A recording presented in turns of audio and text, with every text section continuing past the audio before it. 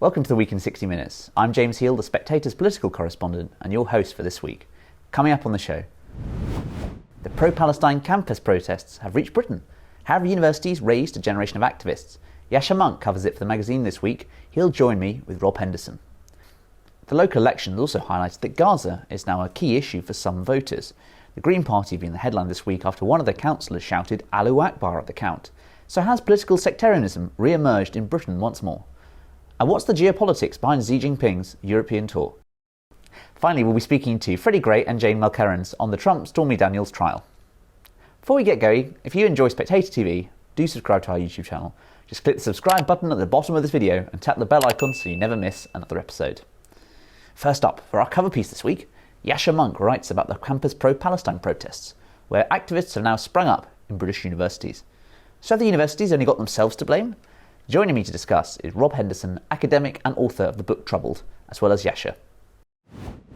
Now Yascha, in recent weeks we've seen a lot of focus on the protests in America and here in Britain as well. These protests feel a little different perhaps to the ones we've had before. We've had a long tradition of student activism. Tell us perhaps why these protests are different from those that have preceded them. Yeah, so, the ostensible cause of these protests is one that it's hard not to have some sympathy for. I think it's possible to be horrified by Hamas's terror attack on Israeli civilians on October 7th, but also to be deeply disturbed by the high death toll in the Gaza Strip. What I think is remarkable about these protests is that they have allowed themselves to be instrumentalized by much more, extreme faction. And that, very present in the protests is slogans that glorify violence, like globalize the Intifada, it's much harder to have sympathy for. More broadly, I think what's interesting about these protests is that they really show to what extent universities, particularly in the United States, but to some extent in Britain as well, are now paying for mistakes they've been making for a very long time. For a long time, they've started to narrow the space for free speech and free expression in myriad ways, punishing people for all kinds of speech that was thought to be offensive in some kind of way. But then since October 7th, they have not reacted in the same way against speech that many Jewish students rightly understood to be deeply offensive to them. At the same time, universities paradoxically have been very lax at enforcing the kinds of rules that you need for a campus to be able to sustain free speech, rules against disturbing talks with violence, rules against occupying campus buildings to make a point, rules against having permanent encampments and tents on key campus spaces. All of that was allowed to happen in the last 10 or 20 years without real sanction. And now universities, as these protests have gone out of hand, have responded by calling in the police and by disciplining students and by throwing them out. But somewhat understandably, pro-Palestinian students are saying, why us? If you allowed the encampments to stay put during Occupy Wall Street, why now are you calling in the police? And so universities look like hypocrites because the last years have set them up in such a way that they could not but act hypocritically, now in the last year when tensions were running very high. Rob, you spent much the last few years on university campuses. Are you surprised by how all of this developed over the past few months or so? Yes, I mean, I agree with what Yascha has been saying. I suppose I've actually been surprised that the university presidents have been willing to enforce some of the rules on their books, simply because, the last close to a decade now, I've been sort of in and around elite university campuses. I've seen various demonstrations in support of various sociopolitical causes, and this is the first time I've ever seen them call the police on the students. And so, yeah, it is. I'm glad that Yascha has highlighted there is this kind of inconsistent application of the rules, and in a way, I can imagine that many of these students and demonstrators must be very frustrated because the universities do seem hypocritical. The sort of contributes to this crisis of authority of do these university officials care about our cause? Do they not care about it? Are we going to be penalized or not? There's always this question mark now, depending on the cause, depending on the students involved, depending on a variety of factors, when it would be nice to just sort of have that ironclad rule that if you violate these guidelines, student regulations, and so forth, that you'll be penalized. And simple as that. I mean, I wonder, Yascha, talk us through about the kind of financial dimension to all of this, because it used to be the case 25 years ago, even up in the UK, that you wouldn't pay for university. It used to be a case, perhaps, that there wasn't much of a financial consideration. You go off to university, and after the end of it, you probably get a job, and there wouldn't be the kind of sense of having to pay thousands of pounds of tuition. Obviously, in America, it's much more significant sums. Is that why there's a bit of a split in some of these? And I think there's been complaints from some students that these protests are interfering with their intention to study. Has perhaps the kind of marketisation of academia, both in the UK and America, played some role in the kind of the response to the protests that we've seen thus far? Yeah, that's a great question. I mean, I was lucky enough to go to university in England. I matriculated at Cambridge in the year 2000, and I paid about £1,000 a year. And I would not have been able to come to Britain to study under current conditions. So I'm very grateful to that old system. And I certainly think that both the introduction of tuition fees and of high tuition fees in Britain and the growth in just how much people pay for tuition in the United States. I think the first college now charges $100,000 a year all in, in recent times, obviously means that universities have to cater to students' preferences and whims. And so they've spent a lot more money on administrators and on athletic facilities than on faculty members. So the ratio of faculty members to other kinds of employees at the university has radically altered in the last decades. And all of that has empowered students to make demands to run the asylum, to be the ones who decide what the university does, what kind of values it imparts, and how they're treated. And that, I think, is at the core of the cowardice of many administrators in the last years. Here's a really silly example that has been mentioned a few times, but that I think is instructive, which is that universities and other elite institutions in the United States love to use the term Latinx. So it's a way of referring to students with origin in Latin America or to people with origins in Latin America in a kind of gender-neutral way. 98% of Hispanics say that they disprefer that term. And yet, I'm still getting emails from all kinds of institutions and universities that use that terminology. Now, is that because university presidents are stupid? Is that because they don't know that poll? No, it's because that's where the incentive lies. The incentive lies in the direction of acceding to the loudest voices on campus, because they're going to be the ones calling for your head if you don't say it. So if you use the term, everything is quiet, even for everybody's rolling their eyes. If you don't use the term, 25 people are going to call for your head.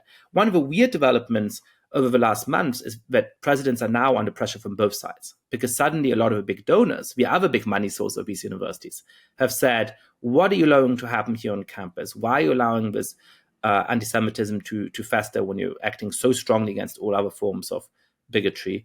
We're going to withhold our donations. Congress is getting involved, saying, unless you get the situation under control, we are going to withhold some federal funding and do other kinds of things to investigate and to punish you. Now, in a way, that counter pressure is making university presidents rebalance. It helps to explain what surprised Rob and what surprised me as well, which is that university presidents have been so willing to call in the police. But I worry that rather than pushing universities back to principle, in which they actually stand up for the educational mission and for the values of free speech, it simply makes them pander in both directions in increasing incoherent ways. I mean, Rob, you've coined the term luxury beliefs. How does that relate to what we've seen on campus in recent months? Yeah. I mean, I think it does apply. I just wanted to touch on something that Yascha mentioned about, yes, the tuition has increased over time. These students are being treated more and more as consumers. But one thing that perplexes me is that demand has increased as well, such that acceptance rates have been declining over the last few decades. And so, if Columbia or Yale were to suddenly expel several hundred students, all of those seats would be filled within an hour with equally bright students from equally wealthy families who would be, happy to pay the cost of sending their children there. And so, it's interesting to me that, I guess it's the case that, the students feel entitled because they're paying so much. But at the same time, the universities could respond by saying, okay, well, if you're going to misbehave and violate the guidelines, then we can just replace you. And so there is that interesting contradiction there. I mean, there was that famous image now we know his name, Mario Torres, the Colombia janitor who clashed with this masked intruder who he and his allies conquered this building. They took over, they invaded, and attempted to apparently hold Torres, the Colombia janitor, hostage in this building. And now we've learned that that image of the masked man in the photo clashing with the janitor was actually this guy, James Carlson. It's been widely reported in the media now that he's a 40-year-old son of millionaires, this trust fund baby who lives in sort of $1 million property and is very, very well off. And here he is, sort of harassing working class staff at an Ivy League school, taking over buildings, holding these blue collar people hostage. And to me, this is that image sort of captured this idea of what's happening, spiraling out of control. It is an example of a luxury belief of this movement more and more is conferring status on these university students. Like, yes, it's the case that the cause it started with noble intentions. It started with good intentions, but more and more these students are making it about themselves. They're making it about their own it's become a vanity project for a lot of these people. And yeah, once you start making blue collar people fearful to go into work, which is what this man said, he's not clocking into his job anymore after he was held hostage. Understandably, once you start inculcating fear in people, I think at that point you've sort of lost any kind of moral authority. And this is an example of a luxury belief inflicting costs on people who are lower down the socioeconomic spectrum. Yeah, I just wonder where the students are getting their sort of ideas from. Is it partly the staff? Is it things like social media? We've discussed before, TikTok promoting these kind of things. Where exactly are the inspiration coming from these students in terms of their actions and doing things like Rob says there about taking staff hostage? Yeah, so this is the story of my last book, The Identity Trap. It's the victory of a new ideology that has really transformed what it means to be on the left. I've been on the left all of my life, and I consider to see myself as being on the left, but it's a more old-fashioned left that believes in universal values and believes in core principles like free speech. And that has really been supplanted by a post-liberal ideology that sees identity as being at the very center of the world, that thinks that, in the kind of ways in which Marxists used to think that class stands at the center of understanding the entire world. They believe that identity categories like race, gender, and sexual orientation stand at its very core. And between 2010 and 2020, this ideology went from being an interesting marginal academic theory with a foothold in departments of comparative literature in certain American law schools to the dominant ideology of the American establishment. And that's really the remarkable story of what happened there. Now, where are they getting it? Everywhere. They're getting it on social media. They're getting it in university classrooms. Increasingly, they're getting it in high school and middle school and elementary school. In fact, I'm struck in the students I'm teaching that 5 or 10 years ago, I had a good number of fanatics who, were really seeing the mission as being what has become this pejorative term of social justice warriors. They thought they were foot soldiers in the course of a grand ideological revolution, but it was their job to push forward. That's mostly gone, including the confrontational spirit that I felt at times in the classroom 5 or so years ago. I should emphasize that I think most of my students, and nearly all of them, are wonderful people who are very bright and who are open to reflection. That's genuine. But today I find that there's fewer students who see themselves as the ideological vanguard of this movement, and many more for whom these ideas are simply what we've always been taught. It's the natural assumption about the world that these ideas are true, because they've encountered them ever since they were 6 years old. And so when you challenge them a little bit, when you give them some readings, as I do in the classes I teach, that affirm those views, but also some readings that challenge those views, they're relatively open to it. They're mostly surprised. They think, wow, I've never read something that challenges those views. I've never read something that argues that perhaps cultural appropriation is not something we should worry about, but rather a form of mutual cultural exchange that is actually a natural hallmark of a diverse society that works well.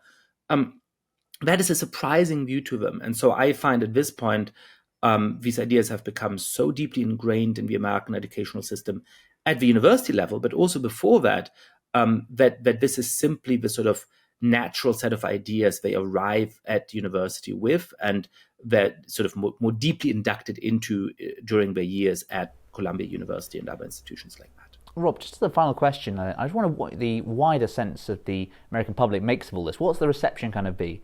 And do you think this is sort of playing into Donald Trump's hands as we approach presidential season, the elections in November, this kind of thing? Is it sort of evocative of 1968, of course, when we saw those famous riots, places like Chicago, of course, outside the DNC, and that really helped Richard Nixon's law and order campaign? Do you think a similar thing could happen, say, another 55 years on? Well, I mean, it's interesting. So I can imagine, what's happening on campus, especially university campuses. I mean, this has been widely covered in elite media, but in sort of more sort of conservative media as well. And yes, I mean, we've already been seeing over the last couple of months that political polling indicates that Trump is ahead of Biden, which is for many people surprising. Trump was seldom ever ahead in the polls in 2020 or in 2016, and now he seems to be sort of comfortably ahead of Biden. And I don't think that what's happening across these college campuses is doing Biden any favors. So yeah, seeing sort of radicalized elite university students on Ivy League campuses, many of whom were born with silver spoons, taking a sort of adversarial stance against police or against janitors or against kind of the prevailing view of the American public. Ultimately, yeah, I don't really see this helping the Democrats. Thank you, Yascha. Thanks, Rob. And thank you for watching Spectator TV. If you like that analysis, why not pick up an issue of The Spectator?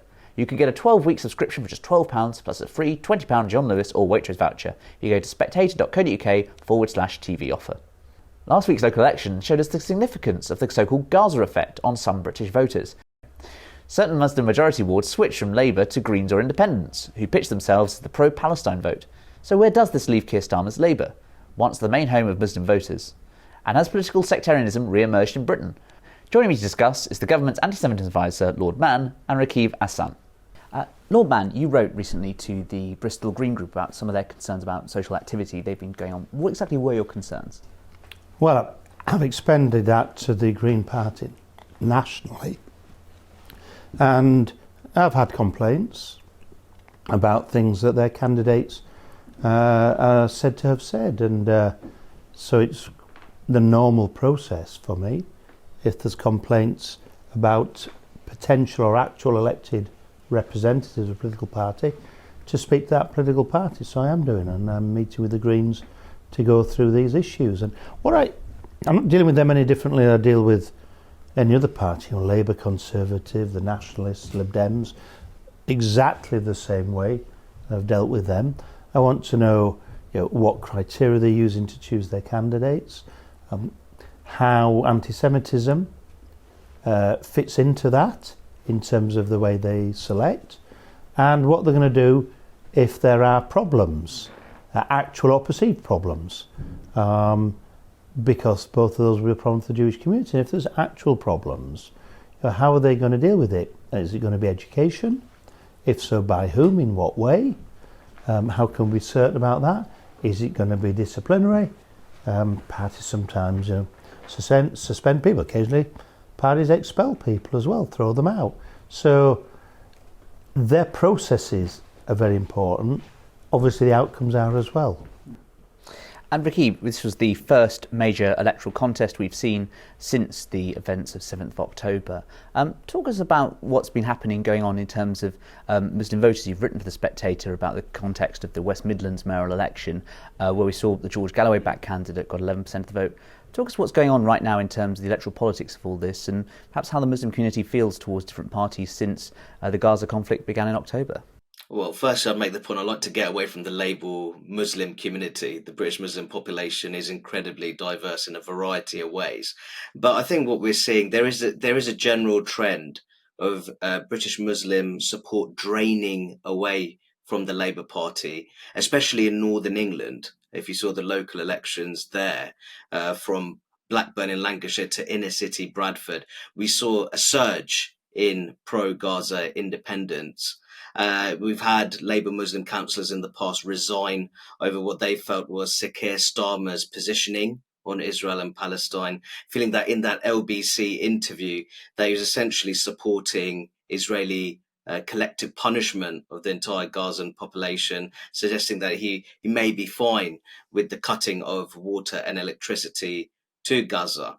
So I think what we're seeing there, and it's quite remarkable that foreign policy considerations would dominate in such a way in local elections where you have those parochial issues such as fixing potholes, timely bin collections, but that's the reality of modern Britain.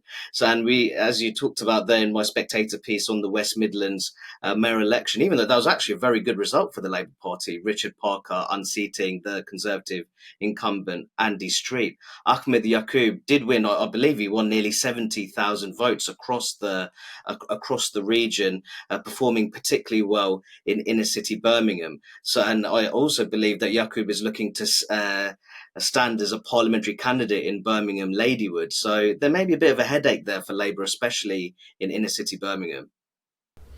Lord Mann, talk us through how the kind of role of anti-Semitism, what's been happening since October, and in terms particularly of the electoral context and maybe how parties have been taking this seriously.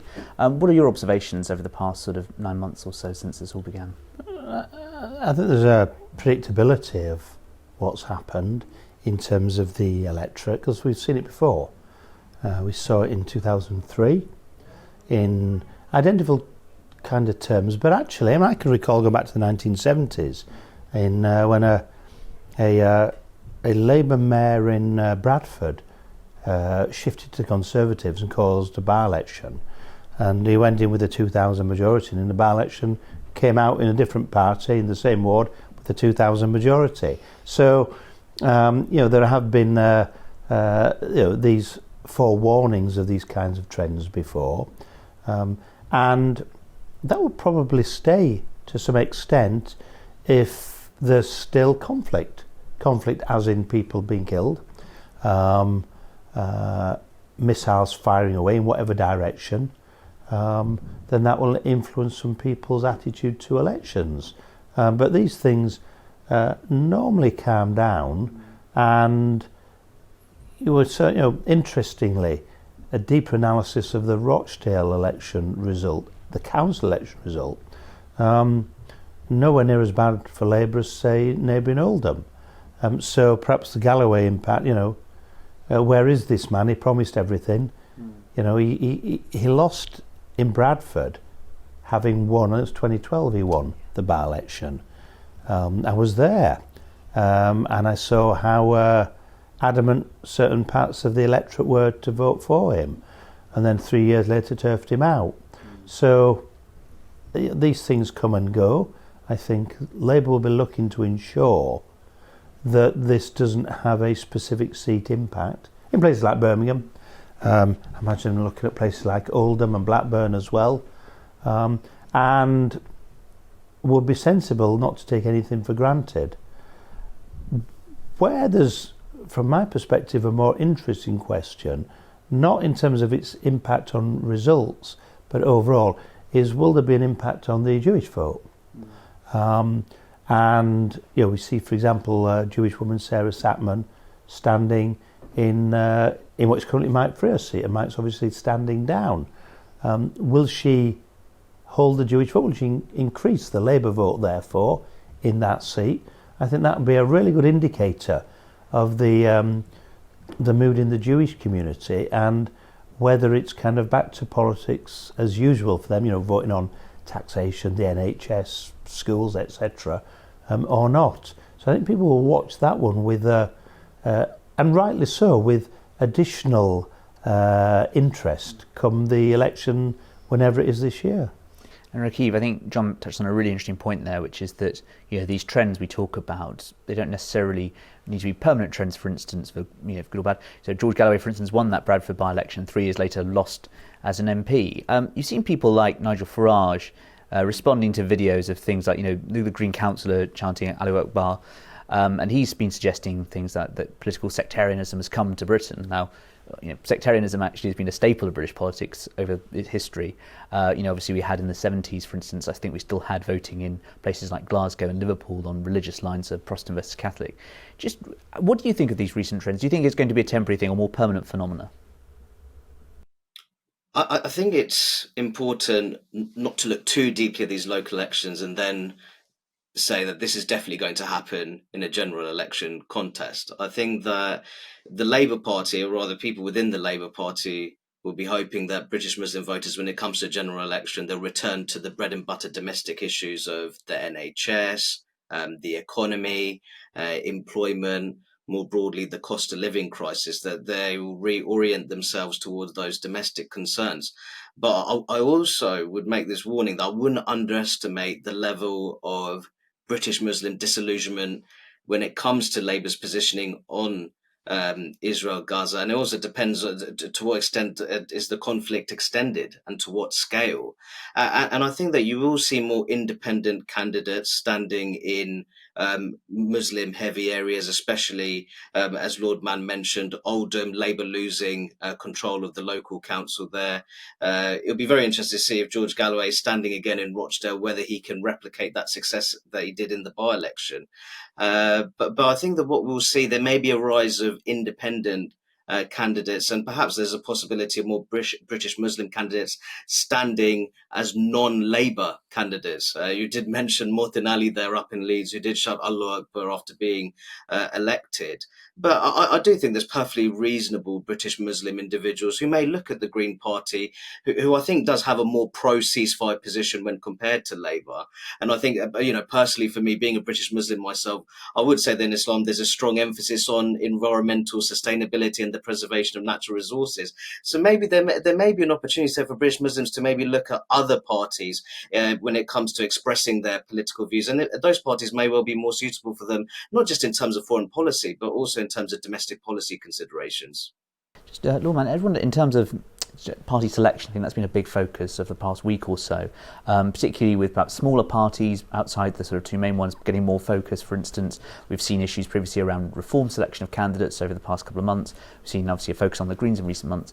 Labour, obviously at the last election, was very much dominated by stories around candidate selection. How much has that sort of been a big focus of the parties, and do they need to really do more in terms of those elections? Well, it's certainly a very big focus of the Labour Party. Without, I think one could say probably for good reason, but it's been a very big focus of the Labour Party. I think the Conservative Party will claim the same for themselves. And when it comes to parliamentary candidates, that's somewhat easier. I think there will be less idiosyncratic behaviour by candidates from those two parties, probably by Lib Dems as well. I think there'll be more towing of the party line in what people say. If it's people like me standing, we'd just smile and just carry on saying what we're doing and argue our own view and perspectives. I think we'll see less of that. And the turnover of candidates, I've not done a scientific evaluation, but I have general observation is there's a bigger turnover of candidates overall, so we're going to see more new candidates. So we will see a bit more of a monolithic election of, this is our policy, this is our line. I suspect that there will be some independent candidates in some of the areas, Muslim candidates. There may be Green. I'm not sure that. They may get a higher vote than they would have done, but I'm not sure that's going to be particularly decisive. I think the interest will be at those seats where an independent candidate or a Galloway type who's got a high profile mounts quite a big campaign, and there's perceived to be the possibility of winning, or the danger of impacting the result, perhaps perversely, and saving an incumbent, say a Conservative incumbent. And of course, the Conservative Party also, and I've studied the results, I also saw a loss of Conservative seats in the same context in the Northwest, in Peterborough, for example. So this isn't just a problem for the Labour Party. Overall, vote-wise, I think it's a bigger problem for the Labour Party, of course. But in terms of parliamentary seats, I think the Conservative and Mr Bristow in Peterborough will probably be as nervous as, say, Labour MPs in Oldham over the what the mood is. So this could actually not have quite the impact on the balance of power that perhaps some of the commentators are perhaps speculating. Yeah, and Paul Bristow, I think the only government aide to lose their job effectively for calling for a ceasefire, partly because of his Peterborough constituents. Rakib, I just wondered, in the last few days there's been a bit of a focus on Keir Starmer coming out and saying he wants to win back the support of Muslim voters. And yes, this week they've the Muslim Vote, this new operation to talk about these different issues. They put out a series of 18 demands in how Keir Starmer can win back those kind of votes and talk to British Muslims again. What do you make of all that? Do you think this is kind of an increasingly awareness of political engagement? What's going on here? Well, I'm very sceptical of organisations that present themselves as being representative of British Muslims, and that's including this the Muslim Vote campaign. I read the list of 18 demands. And for me, what was very interesting, for example, the sort of bread and butter social conservatism, for example, it didn't call for a more pro-family social policy, which is something that'd be quite popular with many British Muslims.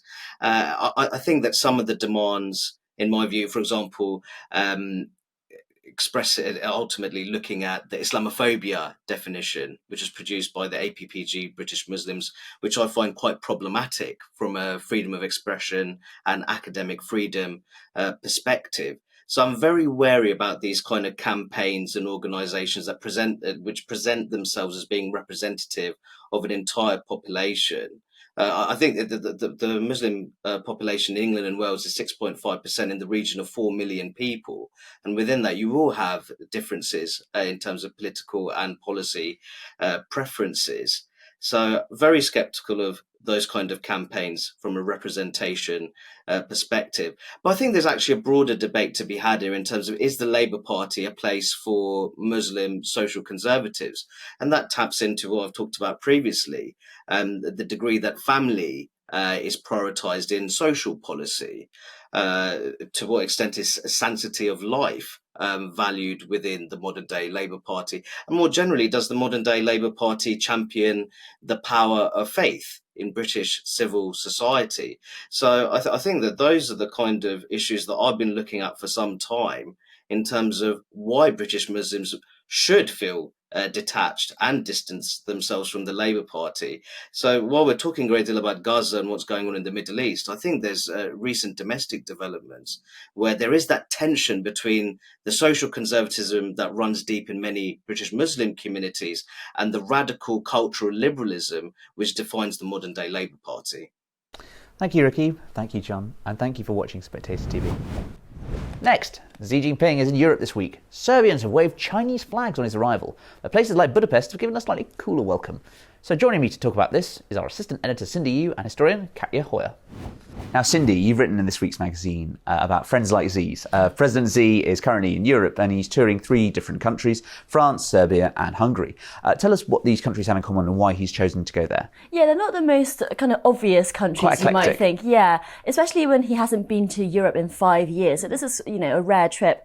But I think they are amongst the most Sino-sympathetic on the continent. So I use Sino-sympathetic rather than Sino-philic because France is actually in a very complicated place with China at the moment. China is flooding the European market with cheaper electric vehicles and solar panels, which is not good for French manufacturers. So there's a bit of a trading spat going on there, but both leaders want to have a better relationship. Serbia and Hungary, on the other hand, which is what I focus most on in my piece, are just some of China's biggest cheerleaders, not just in Europe, but in the world. And these are not countries that we often think about in the Anglosphere, but China has been trying to charm them for years now. Katya, let's bring in the German dimension to all of this as well, because obviously Germany and France are the 2 big continental powers. Talk us through what's happening with Germany's relationship with China in recent years and Scholz's engagement with Xi as well. Yeah, it's incredibly complex as well because China is still Germany's largest trading partner, but on the flip side, you do now also have these economic and political conflicts. So, in a way, they're trying to move away from China. There's public support for that as well.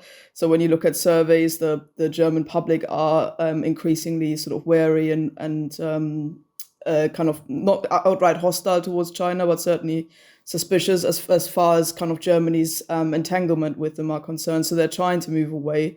But equally, industry is sort of sitting there and saying, well, hang on a minute, we're completely, entangled with them, and you can't just do that from one year to another, kind of, indicating that we're always going to have this relationship, and then you're moving away from them, which is making supply lines, imports, exports, everything a lot more complicated for German industry.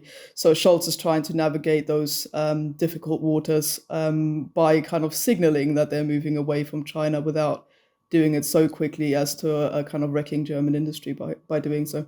Katja there talks about countries moving away from China, and in your piece you talk about how this was initially a much more pan-European approach, but that some countries have moved away in recent years for various events. Can you tell us why these countries have chosen to stick with China rather than others who are moving away, for instance? Yeah, it's a great question, James. I think for those who have moved away, a few things have made them move away that hasn't applied to Serbia and Hungary. So for one, in terms of investment, actually China promised in 2012 to have massive inflow of investment to Central and Eastern European countries. It created this alliance called the 16+1, which is 16 European countries with one China. But actually by 2020, most of those countries had seen very little Chinese investment. So they just thought, this is not really worth it. Then the pandemic hit, and obviously that really destroyed China's public reputation in a lot of people's opinions.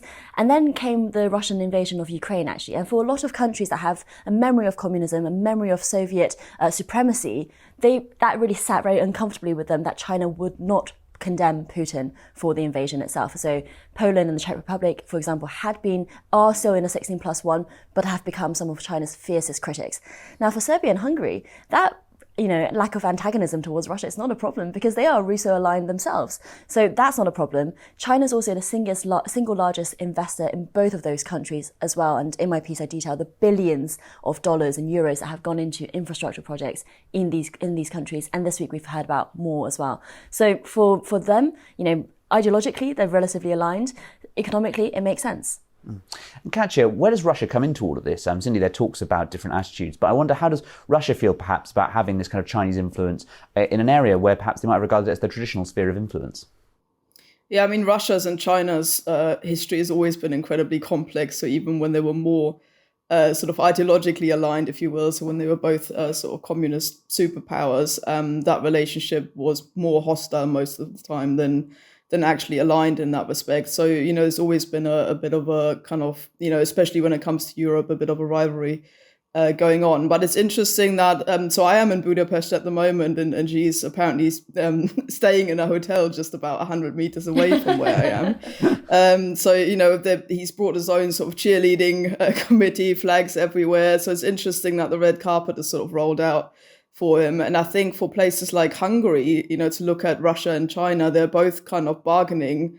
They both sort of bring bargaining mass with them. When you're Hungary and you're kind of dealing with both of them, you can kind of play that out against them, each other basically, and against Europe as well, and use that tension that exists basically to try and position yourself in what Orban would probably argue is quite an independent position as a result of that. So I think that's where that sort of tension between Russia and China comes in for countries like Hungary, who are trying to exploit that for themselves, I think. Cindy, you write in your piece about the sort of Chinese playbook in these areas, which is partly about investment, but also about acknowledging and sympathising with historic grievances. For instance, you mentioned an event 25 years ago when the Chinese embassy, I believe, was attacked during the Serbian war that went on by a NATO missile. So hence the kind of shared anti-NATO element there with Serbia and China. But I just wondered, for instance, how much does the playbook sort of differ in Europe as it does from elsewhere across the world? We've talked a lot about, on this podcast before, about Belt and Road Initiative, for instance. Is this very much different in Europe, or is it the same playbook everywhere? Yeah, I think it is the same playbook. So fundamentally, what underlies it all is massive investment. These relatively less wealthy countries look at China's economic success in recent years and think, I want a slice of that, or I want to learn how they do it. And that's a very persuasive message to developing countries all over the world. And then China backed it up by whether it's state-owned businesses or private companies going to build infrastructure. And because of China's size of its industry, in recent years that has been relatively successful. The other part of the playbook, the icing on top, if you will, is this kind of historical narrative, is this narrative of victimhood. So you mentioned in Serbia, this is an episode that we actually, in the West, we don't think about very often, but it really kind of struck at China's psyche, this psyche of national humiliation, that the Americans could just come and bomb your embassy. And now the Americans say it was an accident, but the Chinese have never believed it, and 3 Chinese nationals were killed. So I just think it's such an interesting notion of 2 ways of looking at the world. And when it comes to the Serbian link, just see this week was talking about this bond forged with the blood of our compatriots. It's very visceral stuff. And they still remember. Now, when you go to other parts of the world, for example, in Africa, what the Chinese like to go back to is the Ming dynasty, where a Chinese explorer called Zheng He first went and discovered Africa, as it were, and did trading in the 1400s. And so they bring up all of that kind of historical stuff, or they talk about the Bandung Conference in the last century, when these kind of non-aligned African countries were also, non-aligned with Mao's China. All of these things, they basically go back through the history textbook and say, what can we, Control F, what can we find about this particular country? And let's hand that up, because America is not your friend, we are. I just wondered, for instance, Katja, you're in the Balkans right now. What do you think attitudes are like in terms of empathising with that Chinese narrative right there about grievance across Europe? We've talked specifically about Serbia and Hungary, but where else do you think in Europe is there kind of more likely to find Chinese allies in these different areas? Well, it's difficult for China at the moment because the EU has sort of moved into quite a more combative stance than it did in the past, and so smaller countries that are in the EU have kind of got to decide, how far can you push your pro-China stance without alienating other powerful countries within the EU too much. So it puts them between those 2 stores, if you will. And that in turn, it's sort of helped, I think, that Germany's become a little bit more skeptical. And from that angle, I think they can go a little bit further than they did in the past. But when you're thinking about infrastructure and other kind of economic influence of China in Europe, the EU is currently thinking about, for instance, doing something about the flooding of the market with electric vehicles, as we've just heard. So those kinds of things all play into it, and the smaller countries certainly have got to be very careful where they place themselves in that conflict. For countries like Hungary, I think it works because it's quite. It's got into this mind frame where it's kind of the outlier anyway, putting brakes on certain European policies and always being quite combative because it's got away with it in the past so often that I don't think it's particularly afraid of sort of cozying up with China and Russia in the way that maybe other countries would be, where the EU has got bigger levers to pull, if you will. I'm always interested, Cindy, in terms of how these relationships with China work, because, through a bilateral relationship, it might be quite good. Serbia, for instance, talking about its history with China, for instance. But are these countries not, for instance, worried by things like, as we saw this week, reports that China might have been involved in the Ministry of Defence hacking, or seen what, for instance, how China's handled issues like the Hong Kong crackdown, for instance? Is there no kind of sense of concern about what might happen there, or is it purely about self-interest and what the kind of relationship is like between those 2 states on a bilateral one-to-one level? I think some of those concerns do matter for some of China's allies, and that's why they've got further. So Lithuania, for example, was a part of the 16+1, but has now become one of China's fiercest critics in Europe and established relations with Taiwan, because I think these kind of ideological or principled reasons have kind of come out on top. Doesn't seem to bother Serbia and Hungary just yet, but it is interesting to note that polls have shown that in Hungary, and Katja can perhaps speak to this, in Hungary, opposition MPs, the media and public opinion generally tend to be more negative towards China than Orban's party is. So I think these things are always in flux. Yeah. Katja, what is the reaction in Budapest to Xi's visit there? It seems to be quite mixed from what I can gather. I'm only a sort of visitor here, and from that angle, it's always going to be an outsider's perspective. But journalists have said exactly that. So that there's a mixed kind of response, because some people feel, there's this cozying up is sort of undignified, and what's the point when Hungary is trying to get more independent, kind of rolling out the red carpet to another superpower, as it were. Other people do see it as a means of suspending Hungary between these big power blocks. So, it's a country that is permanently out to try and be independent because of its history. I think there's a hypersensitivity towards being controlled by others. And so some people see this relationship to China, as a means of sort of putting Hungary in between all of the big power blocs in the world, so sitting somewhere between Russia, China, the EU, and America, and thereby retaining its independence as far as is possible for a comparatively small country in Europe. So that mixed response you get from people here as well, be that ordinary people, taxi drivers sort of grumbling about it, for example, and saying, it's all a big disruption for nothing. And journalists sort of sitting in between their camps, depending on whether they're aligned with Orban or not. And James, if I can come back on your point about, the MOD hack, for example, it depends on where in the world you align your kind of military defense ideas. So for a country like Serbia, NATO is the enemy. Yeah. When we talk about China's antagonism against NATO or against Britain, well, Serbia is quite okay with that because of that history in the Kosovo War that we've already talked about in the 90s. So again, there's different ways of seeing who is in your group and who is outside of your group. And I think even just on the doorsteps of Europe, there are people who think differently. And finally, if you know Chicago the musical, viewers might be reminded of the razzle-dazzle scene when watching the Trump-Stormy Daniels trial this week. But is the Trump trial really about the hush money? Joining me to discuss is Freddy Gray and Times Magazine writer Jane Mulkerrins. Now, Freddy, Stormy Daniels was in court yesterday with President Trump. Tell us how the day went. Well, it was a very odd day. You had members of the Trump family sitting in court with Donald Trump there, listening to Stormy Daniels tell her very colourful anecdotes about what she alleges was a sexual encounter with Donald Trump. And a lot of this has been heard before. I mean, the sort of most sort of saucy bit that the tabloids love is that Stormy Daniels says that Donald Trump asked to be spanked with a copy of Forbes magazine, which may or may not be true. Who knows? What I think was very odd about it was that it doesn't really relate to the case at all. The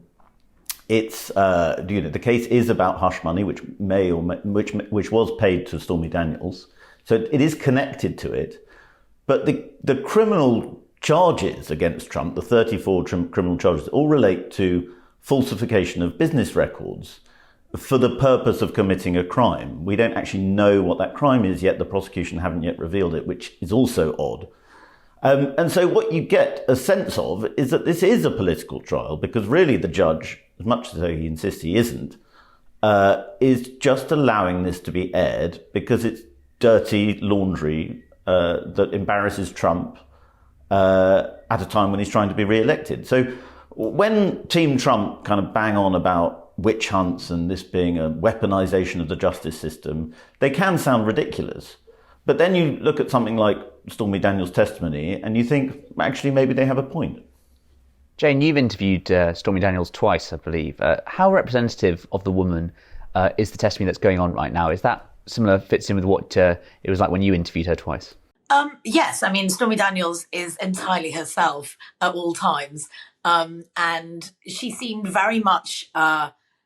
she seemed nervous, I would say, at the beginning of giving her testimony. She was asked to slow down a couple of times by the court reporter because she was speaking very quickly. But again, that is quite typical of Stormy Daniels. She's got an awful lot to say, and she's a quick thinker and a quick speaker. She was cracking a lot of jokes for certainly the morning of giving her own testimony.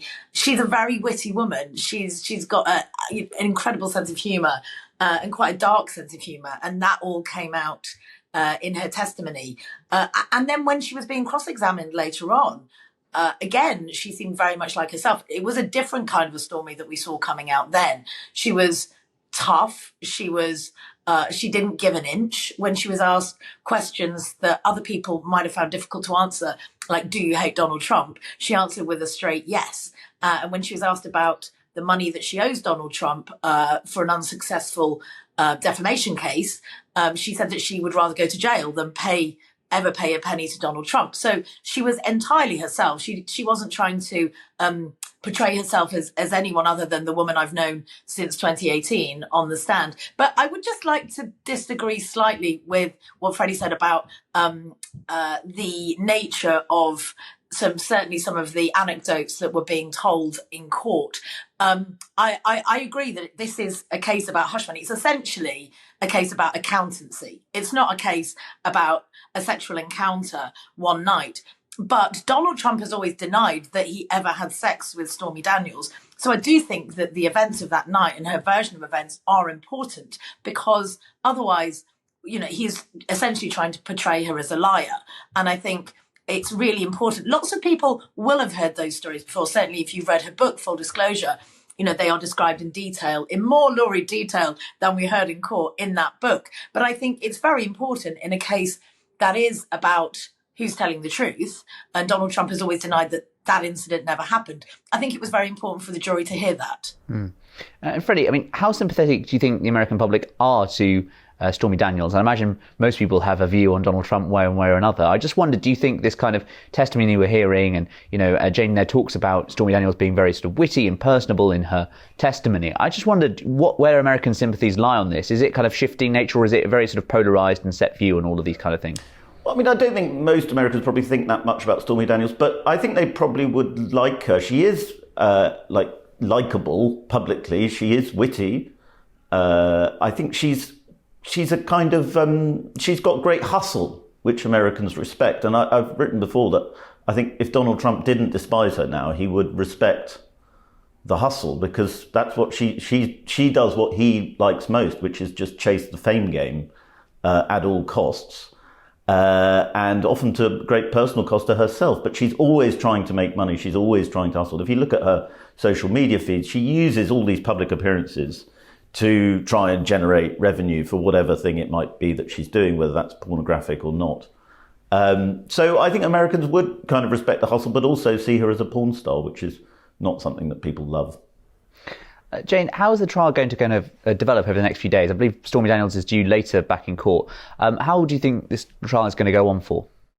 Yeah, she's due to be cross-examined again, I would imagine, for most of the rest of today's proceedings, because she only had a couple of hours of cross-examination on Tuesday.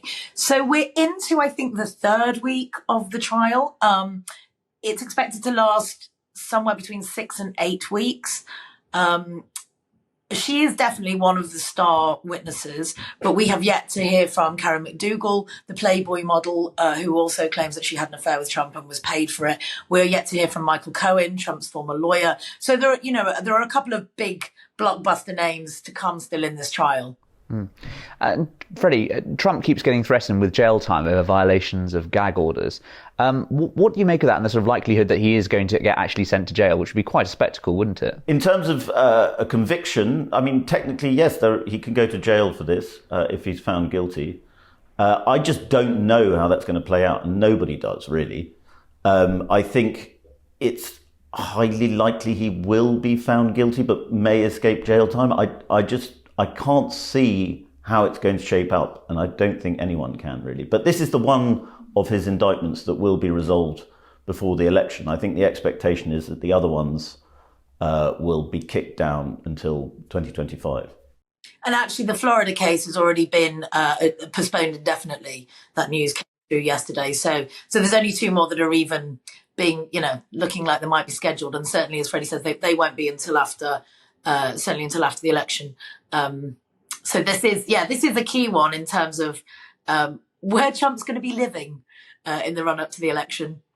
Yeah, and I suppose as a sort of final question I want to ask you both, how much is this actually harming Donald Trump? And we talked there about how the American public might view Stormy Daniels, but is this kind of shenanigans, is it taking his energy away from the campaign trail, from sending a different message to voters? What's really the impact this is having on Donald Trump's reputation and on the polls as we approach that November presidential election? Well, I think, it's been shown that you can see from the moment that mugshot was taken of him in Fulton County jailhouse, that his polls have gone up and up and up and up. I think it is possible, and polls have also suggested, that a lot of independents or swing voters will not support Donald Trump if he's a convicted felon. But again, we haven't put that to the test, so we don't know. And I think what's obvious is that a lot of Americans are disgusted by what Trump calls the weaponization of the justice system, because it is obviously political. And I think anybody who denies that is deluded. And I think Americans do find it a bit disgusting. And Americans also have a respect for the office of the presidency, even if it's held by an absurd figure like Donald Trump. They don't think a president should be treated in the way that Donald Trump is being treated. And so they do sympathize with him. It'll be very interesting to see how it plays out if he's a convicted felon. We'll just have to wait and see. Yeah, I think every time Donald Trump appears on the steps of a courthouse, you can hear the cash rolling into his coffers.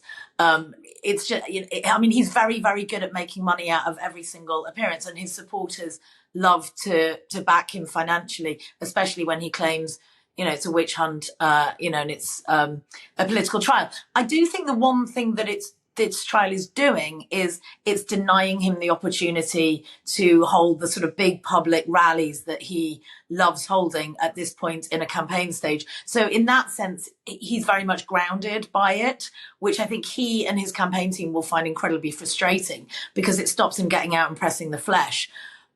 If he were to go to jail, again, that would be something that would prevent him from holding the sort of campaign he likes to hold. But I think it is debatable. I think it could go either way, how much it's harming him or how much it's helping him.